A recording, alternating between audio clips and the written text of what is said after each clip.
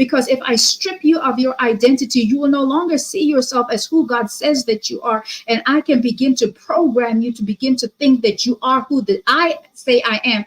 And this is how the enemy operates and wants people to think and believe. So if he gains control over your mind, you will feel like you are lost. You will feel like you cannot do anything. You will continue to go to the narcissist to make you to help you think it. How many? Come on now, listen.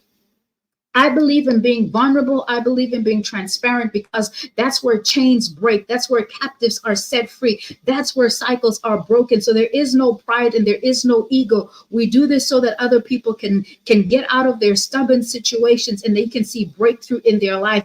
But come on, how many of you had the confidence when you wanted to leave the narcissist to know that I was doing the right thing? How many of you had to ask over and over again, like, is this the right thing? Is this what I'm supposed to do? Because according to statistic, it takes up to 7 times before victims of domestic violence, which is, for those that don't know, a form of narcissistic abuse. It takes up to 7 times before they are able to finally break free. They keep getting sucked back in because they have not built the fortitude up to say that, you know what, I'm making the right decision and I am doing the right thing. So the narcissist is able to still control them. But when we say that this is a spiritual war, listen, they call these things trauma bonds. And I believe trauma bonds have their place. But because we're not looking at this from the way of psychology, because psychology told you that you were discarded because you were used up and you were no good and you had nothing to offer. But by God, he said, I would give you beauty for ashes.